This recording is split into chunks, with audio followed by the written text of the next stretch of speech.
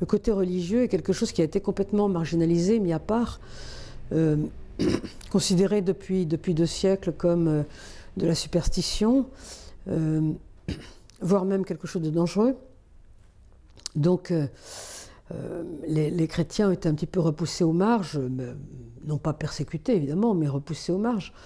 Donc il y a beaucoup de gens qui ne se posent plus du tout ces questions-là et qui vivent complètement en dehors de toute simplement réflexion religieuse.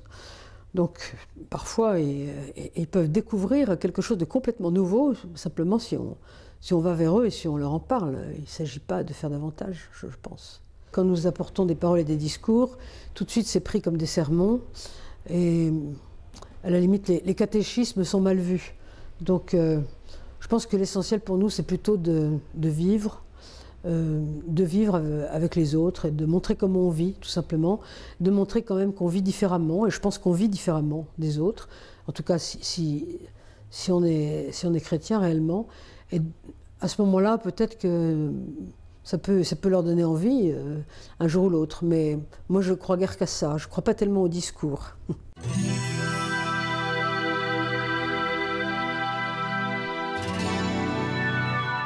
Par le dialogue, par la discussion. On ne peut dépasser les distances qu'en parlant, et en parlant avec sincérité, c'est-à-dire avec l'idée de ne pas faire une polémique, mais véritablement d'écouter ce que l'autre dit et d'essayer de le comprendre de l'intérieur. Sinon, évidemment, le dialogue ne sert pas à grand-chose, si dès le départ il est polémique ou agressif. Mais s'il y a effectivement un vrai débat qui peut s'organiser, avec des gens qui veulent vraiment comprendre ce que l'autre veut leur dire, effectivement, ça peut aider à rapprocher les gens. Et, bon, mais il ne faut pas que chacun se dise, de toute façon, je resterai sur mes positions, c'est l'autre que je vais convertir, parce que là, ça ne marche pas.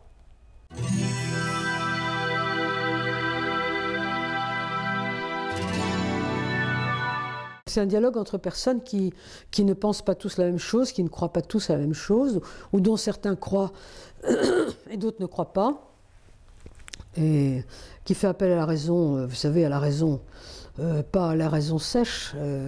Il ne faut pas croire que lorsqu'on est en dehors d'une religion, on ne fait appel qu'à la raison sèche, c'est pas vrai. Nous sommes tous plus ou moins dans l'irrationnel. L'histoire du monde désenchanté, c'est pas tout à fait exact. Donc, il faut pas croire que nous serons dans un discours complètement rationnel. Quand on se pose des questions, les questions essentielles, les questions existentielles, comme on dit, d'où est-ce que je viens, où est-ce que je vais, pourquoi est-ce que je dois mourir, c'est pas la raison qui peut répondre à ça, ou en tout cas pas uniquement la raison.